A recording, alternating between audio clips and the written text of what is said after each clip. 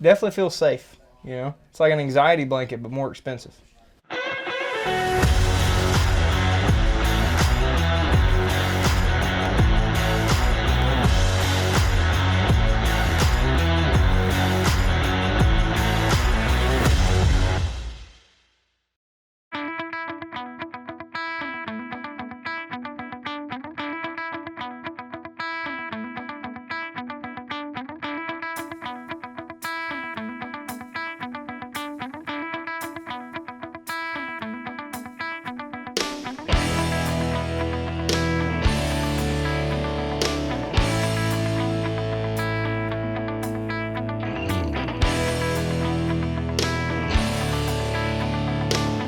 Hey, I saw water sitting on the floor. Gotta pee now. So we were talking, the film crew, and the guys were talking earlier about firing the car up, and Gunny said, hey man, if I put water in this thing and Aaron sees it, we're gonna fire it up today. What's that sight tube say? Oh yeah, perfect. You know what we're doing, guy? It's in our first rodeo. We put water in tanks before. Yeah, exit pipe drop 2 inches. So that'd be right on the money. You want to burp it again? No. What happened? Well, I was helping on the streamliner and wandering around doing errand stuff, and I look over and Kevin, he's doing filming over there today, and Gunny, I seen distilled water sitting on the floor. I'm like, what are y'all doing? Ready to fire yet? Told you we shouldn't have told him. Should have stayed over here, just working. Pretending we was putting in seatbelts or something, I don't know. We're gonna put water in it. I said, oh, we can make it go boom boom here pretty soon. It's gonna be loud.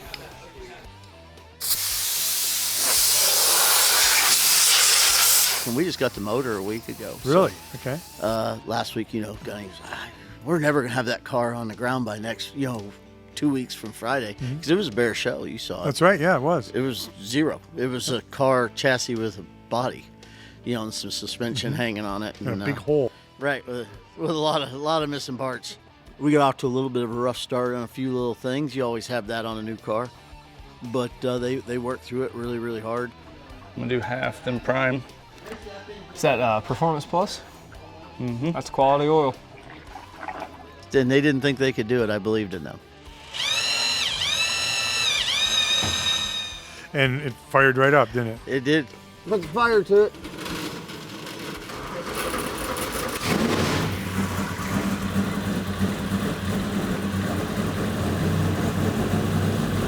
It's just rolled right over in Boomtown. And she is really, really, really throaty. My right foot is already You ready? twitching. You're going to dream about that now? Yes, Perfect. yes. It's going to be a long couple of weeks here. Right out of the box. Hello, everybody. Welcome back to another edition of the Garage Shop Insider podcast. My name's Tim Packman. We have had some great shows with some awesome people on. We're going to continue that now as we talk to a 30-year veteran in motorsports, Brian Cram from Belchertown, Massachusetts. You've been with Dale Earnhardt Incorporated, Hendrick Motorsports, Fury Race Cars. Now you're part of the Garage Shop. Thanks for joining us today. Thanks for having me. How does one in Belchertown, Massachusetts become involved in racing? It's a pretty long story. Started when we were kids. My dad raced dirt track stuff, and then as he had more children, he couldn't afford to race it anymore. But it was always in our blood. My uncle still raced at a little small dirt track called Devil's Bowl in West Haven, Vermont. So we would go there during the summer, be on summer vacation, and we'd go there and watch them race. And then as time went by, my brother had an auto body shop in Springfield, Massachusetts, and one of our friends that we went to high school with stopped in one day and asked him if he would sponsor him on a street stock car. And then he came out in the shop and he asked me if I would stop by at night and help him hang a body on it. So that kind of really got it rolling from that day. And Little favor. Here we are 30 today. years later. Yeah. So from there, you helped out him for a while, and you just stayed in the area. How old were you when he asked you to help you out? Do you remember? I was probably in my mid-20s. And you had followed racing along? I had, and we're following the Winston Cup racing at that time, and but we raced with him for a few years, and then we raced for ourselves, our family. Race cars. Brother Clinton drove first, and then when he moved down here, he was the first one to take the trek to come down here. We hired another kid to drive for us, Tom Carey Jr., and he drove our. We had a pro stock car. We raced it at Riverside Park, and he had his own, so we painted them both the same way. We raced his at Monadnock Speedway. We raced ours at Riverside Park. And how'd you guys do? We had a lot of success. Championships, victories? Oh, yes. Yeah. A lot of wins. We won a championship the second year with him. Then they started bush racing, and that's when I moved down here. So you jumped from pro stocks to bush racing? Yeah, we built a Bush North car. A lot of nighttime. We took an old car that sat out behind Rosner race cars for years, and it had trees growing in it, and we dragged it in the shop. And turned into a winner? It later on, we only raced 5 races with it that year. Everybody had switched to V8s that season, and we still had a V6. We came down here and bought a couple Hutter motors, and they were mean. They were V6s though, but they still ran pretty good. We run good, and we got a great weight break for running a V6, so it was still worth running them. When did the move come to North Carolina? I moved down here in '96, November '96. My brother Clinton had come home for Thanksgiving, and I was out of work at the time, and he said, why don't you just come back with me? And he said, I'm going to come back home at Christmas time, so just stay down here for the month. And the first day I got here, I took his car, dropped him off at work, which he was working at DEI at the time. He was working in the body shop. And I drove down to, was Jeff Bodine's shop at the time, and I saw Andy Johnson. He was friends with me from up north. And just talked with him a little bit, stopped at a couple other places, some people I knew. And then when I stopped back that night to pick Clint up, he said, hey, I want you to come inside and meet somebody. When Big E was in there. Oh, jeez. So they didn't tell you who, though? No, he just said, come in, I want you to okay. meet somebody. So I get in there, and Big E says, I hear you're looking for work. And Clinton says, yeah, he can do anything. And he says, well, bring him back tomorrow morning, take him down to the Bush shop, and introduce him to Tony Eury, Sr. that was. Wow. So I went back there. It's kind of a funny story. I went back the next morning. I met him in that shop, which they called the Deer Head shop. There was 50 head mount inside that building, so they called it the Deer Head shop. So I met him in there, and he says, go ahead and get a cup of coffee. And so I grabbed a cup of coffee. I got in Randy's truck. We pulled out Randy Earnhardt's truck. We pulled out on the Highway 3, and he come up and tagged us in the rear, spilt coffee all over me. Who tagged you? Big E did. He followed us down there. Dale got you. Nice. Yeah. Hit us in the back, turned us a little sideways, spilt coffee all over me. I knew it then. It was the whole purpose of me getting a coffee was just so he could spill it on me. Nice. Welcome to the team. Yeah. So we're back up. So you walk in and there's Dale Earnhardt. What was your first reaction like? I kind of expected it when he told me. It was kind of intimidating. Sure. It was the intimidator, and I mean he really had a presence. Just to be around. And as time went on and I got to know him, I knew what a great heart he had as a person. It's still tough as can be. Sure. Tough as Biggest thing you learned from him? Biggest thing was respect, I think. He told me right in the beginning, he says, if you want to work your way to the top, you're in the right place. If you want to talk your way to the top, he says, you might as well just head out the door. True story. Yep. And he also told me, he says, if you want to do good in this sport, you need to stick with Tony Eury Sr. And I did the whole time. And even there was offers that came up the first year they started the one car with Steve Park. Ty Norris came and asked me if I would go over and do that deal. And so Big E came up and he says, did Ty talk to you? And I said, I did. He did. And he says, what do you think? I said, well, you told me to stay with Tony Sr. And he goes, good answer. So you did. So I did. Okay. And I think he knew that whole group, we really were gelling a great group of people. And time goes by and you can never duplicate that ever again. It's just a moment in time when you get that kind of group of people that we just worked day and night to really be the best, but we did it as a family. It was a pretty neat deal. It really was a great relationship we all had with everybody. So you laid the groundwork then for the 8 car when Dale Jr. went cup racing and the number 8 Budweiser car. You guys were laying the groundwork in that during those Bush years. Yeah, so I later on took on the title as a shop foreman, and it really was basically because Tony Sr. knew I could take the initiative to get stuff done. It was another funny story. One day I walked out in the parking lot as he was leaving to go out of town. I said, what do you want me to work on? He said, work on the damn race cars. Who was that? Dale? Tony Sr. Oh, Tony Sr. Just work on the damn race cars, he says. You build one, you build them all. They're just work on the cars. I'm like, okay. Okay, got it. Got it. What's So, the biggest thing you learned from Tony Sr.? I think that, I don't know. He was really a firm person. It took me a little while to get used to him, and I would go down to the guys. I knew all the guys that worked on the truck team. They were down on the other end of the shop, so I'd go down there and I'd say, I don't know where I stand with this guy. And they said, well, if he ain't yelling at you, you're okay. So I think as time went by, I had such a relationship with he and Tony Jr. also. I knew what they were thinking by looking across the shop, and I think that's why we gelled so good together. Ty Norris used to joke around and he said I was a Eury because and not many people really could get that connection with Tony Sr. He's a tough guy, but he's got the greatest heart in the world when you know him as a person. He's tough. No, I spent 4 years. Go ahead. But that's why he and Big E had such a great relationship.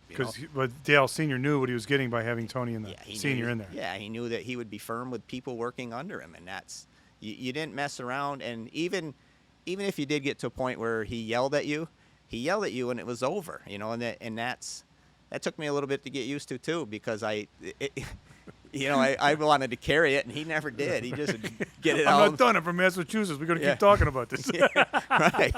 But he would let it go and move on. But it took a lot to get him to the point of being mad to yell at you. Yeah. But, All right. So I spent 4 years there at DI, and they were the glory years, and you and I both know. And there was we show up at a super speedway. It wasn't who was going to, if we're going to win. It was how bad we're going to win, or how, which person on the team was going to do it. What are some of the things, your favorite memories out of those years there? I think that, when Big E crashed and died, that was a really hard, there's a lot of memories that went along with that are really, hard to hold on to. When we went back and won the Firecracker 400, we called it, we went back and won that race. That was a big deal. That was like, winning that race and winning the Winston were really, really special times, and just the whole circumstances when we won the Winston was, we shouldn't have won the race. Right. We had everything against us. We bounced the car off the wall and still won the race. It's okay. Nothing wrong with that. Yeah. So from there, as the years, we all know how it happened, wind down there, and everyone just kind of went their separate ways. Do you still? You keep in touch with a lot of the guys still? I do, but so I went to Hendricks when Dale Jr. moved to Hendrick Motorsports. He came to me. I was there was 4 or 5 of us that went, and he came to me and he said, I really want you to go. And it really was about, he was uncomfortable, change was so he wanted a group of people around him, to make things comfortable. And it was a hard deal for me because I was DI, I was there 12 years, I guess, and it'd become home to me, So it was a hard decision to make, but you really could see the writing on the wall that it wasn't going to survive without him, and it's unfortunate but true. That's how it happened. It didn't. It didn't. It didn't. So when you went to Hendrick, what was your role there? Did shop foreman still? Did it change up a little bit? It changed up a little bit because Hendricks did things very different. They had this motto of 4 teams, 1 car, meaning that all the cars were supposed to be identical, and it didn't matter what you worked on, you just worked on a car. To make Dale Jr. comfortable, they made me an in-shop car chief. So I was overseeing everything that happened with his car. He just wanted to make sure that somebody that he was comfortable with put an eye on his car all the time, and that really was my title. So they separated, and they put Brad Pickens over the 5 car, and I was over the 88. And it worked really well, and later on, when people left Hendricks to go to Stuart Haas, they kind of incorporated the same program in. It didn't work for Hendricks, the minute Tony Jr. left that shop, they took me away from that title, and so. So from there you went to? Well, then from there I left. I stayed there another year, and it really didn't make sense because I was there mainly to work on Dale Jr.'s car, and I was no longer working on his car. They offered me the opportunity, Dale Jr. and Tony Jr., to go to Junior Motorsports and run their fab shop area. So I did that for a year, and then they had a changing of the guards. Mm-hmm. Ryan Pemberton came in, and New Blood, and that story. We know how that all ended. And so altogether, how long were you part of an Earnhardt? You're 12 years at DEI, How many at Hendricks? So 3 at Hendricks, So then 2 at Junior two. Motorsports, I think. So that's Yeah. that's almost 20 years of your life. Yeah. Wow. Yeah. Pretty good. That shows the value they saw in you. Yeah. Very good. So then you went to Fury Race Cars from there? Well, when I left Junior Motorsports, I guess Robbie Fuller, he was the best man in my wedding, and I was the best man in his. So he called me up and he said, listen, he had just moved back to Massachusetts, and he was the main sales rep for Draco Springs, and he said, I thought I could do it from here, but I really need somebody in the shops to have a presence. So he says, he says, you have the clout to be able to walk into shops. Can you go and just be present? Just keep the product fresh and keep it on everybody's minds. So I did that for almost a year. And then in that year, he purchased Steve Levitt's race cars. And that's when LFR started. So he wanted me to, kind of just be on site to make sure that everything was going the way he wanted to there. He had Steve Sr. building chassis, and Steven Jr. was kind of overseeing everything. And then he shortly after that asked me to run the shop completely for him, and I said, no. You turned it down. Those days are done for me. I'm not the person. I said, but I can recommend. Yeah. I know Tony Eury Jr. just was let go from Swan Racing. He is absolutely the person you need in here. So he brought Tony Eury Jr. in, and then Tony Sr. came to work here, and the gang was kind of reforming, So it was good times. We had the band. We got the band back together. So we were having fun, and it just got a little bit out of hand, and Rob ended up going back to Massachusetts again. Well, he was kind of traveling back and forth.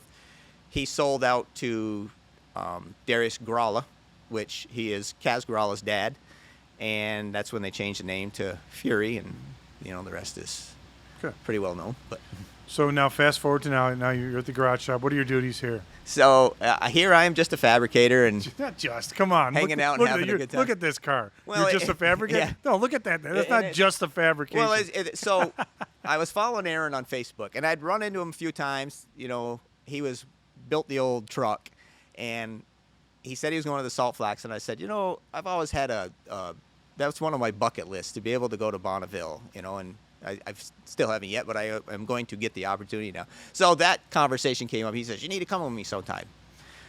Never transpired, but then he built the Bobby Isaac car. The Dodge Daytona, yep. And he had pictures of it on Facebook, and I saw he was in the wind tunnel, and I called him right up, and I said, what did it blow? I was it really sparked my interest Sure. to see that, and I really wanted to know what it did. And he said, it blew a 193, I believe is what he said, 192, 93. And I'm like, are you kidding me? He says, it's crazy how good this car is.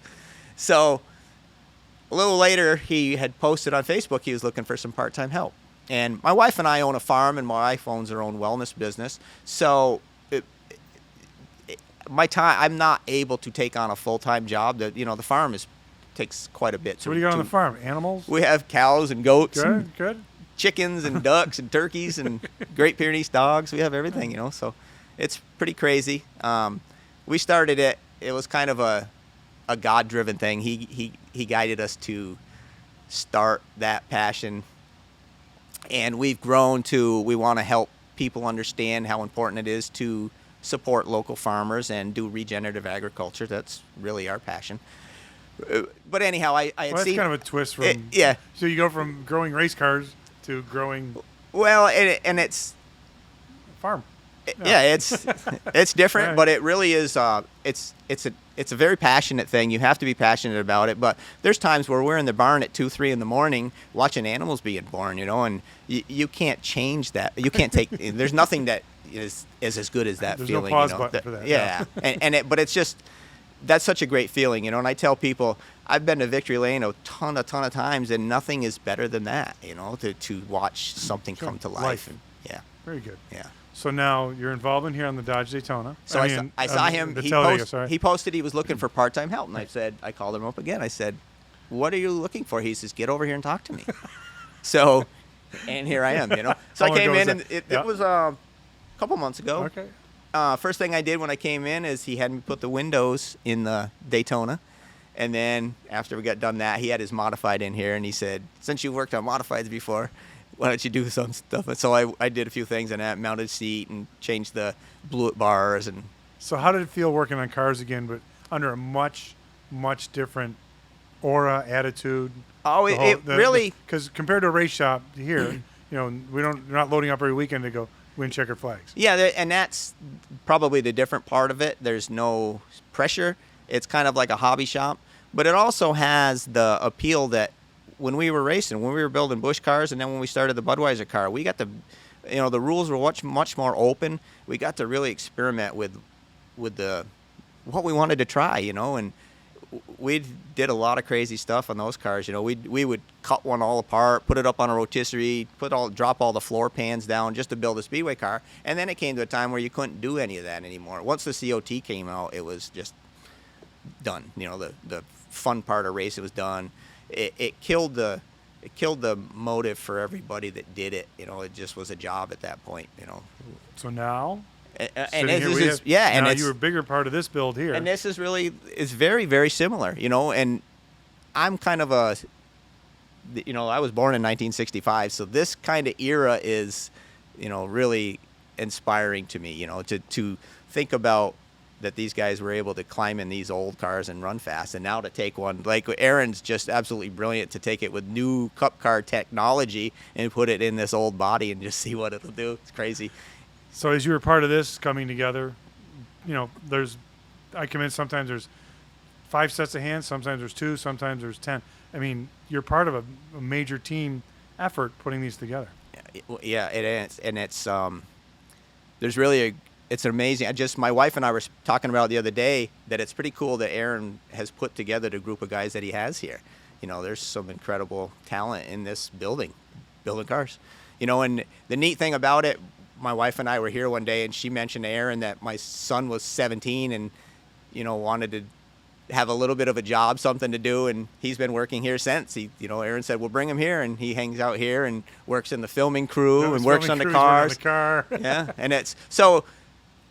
I've always told everybody that the greatest thing that the Eurys had was that they got to be with each other, father and son, every single day. Yep. Whether good or bad. Sometimes good or bad. We've both been there and saw that go down. But they never were apart. No. And that's kind of what happens in life. A lot of us don't see our dads most of the time. So that's a great relationship. It's for me to be able to extend it on and be able to work with Bryson here. I think it's really cool. That's good. They fired the engine. Yeah. Everybody's look on everybody's face today was incredible. So to see that, to hear that thing fire up, how'd that make you feel? Oh, it felt really cool. And the neat thing, it shows the talent again of the people that are working on it, because I've had times where you've put stuff in and you'll crank and crank and crank and you can't get it to fire. This thing fired on the first kick. Is amazing, and so when we take this to Arkansas, see that go down. It's gonna be cool. It's gonna be cool, and both of them. So. Right, it's gonna be cool. So how's it feel for you to be part of this new history taking place? It's really great. I told Bryson the other day, he was here filming when the Allisons and Dave Marcus were here, and I said, Bryson, you were part of history today, and it may take you a long time to realize what you were part of. I said, but this was really a great thing, and I've been part of a lot of great things. This was very much one of them. It was. I remember going home that night going, what happened today? Yeah. Like just all the stuff that we did and all the people we had and just that. And to go back and listen to the stories afterwards, I'd learned so much more stuff by listening to just the things that were interviewed in here. When Dave Marcus said that they went up to build the cars and Nichols Engineering, I thought, wow, that was pretty cool stuff. So you're good to be part of this whole thing. It is. Yeah. It's Brian Cram, thank you very much for your insight and sharing your history in the sport. Thank you. All right. Thank you.